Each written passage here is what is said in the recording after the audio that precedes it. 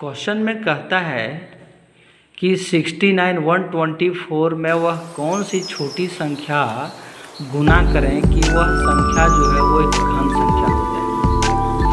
इसलिए 69 120 को हम सबसे पहले अभाज्य गुणनखंड किए। जैसा कि तुमने देखा, जो हम अभाज्य गुणनखंड किए हैं वो बोर्ड पर है, तुम लोग समझ में आ रहे हैं ना तुम लोग को। तो जब अभाज्य गुणनखंड किए तब 2 जो आया वो 9 बार आया और 3 है वो 3 बार आया, 5 1 बार आया। तो घनमूल निकालने के लिए 3 3 का जब जोड़ा लगता है तब 2 का तो जोड़ा लग जा रहा है, 3 का भी जोड़ा लग जा रहा है, लेकिन 5 जो है वो 2 घट रहा है। तो 2 घट रहा है तो उसमें हम x लिखे हुए हैं, यानी x = 5 × 5।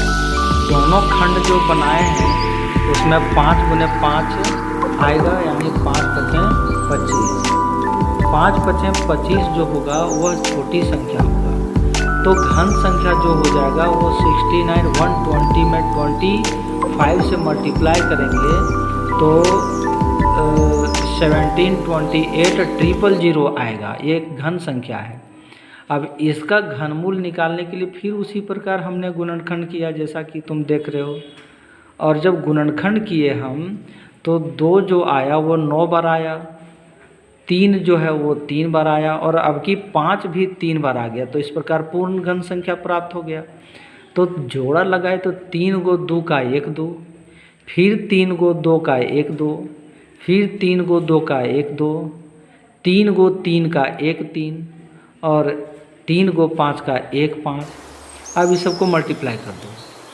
मल्टीप्लाई कर दिए तो आया 120, और 120 जो है वो 17 28 000 का घनमूल आया।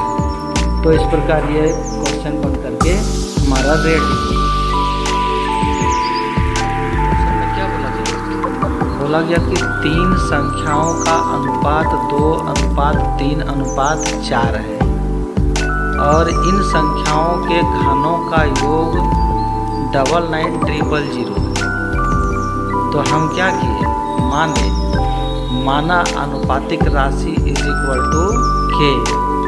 तो प्रथम संख्या 2k, दूसरी संख्या 3k, तीसरी संख्या 4k।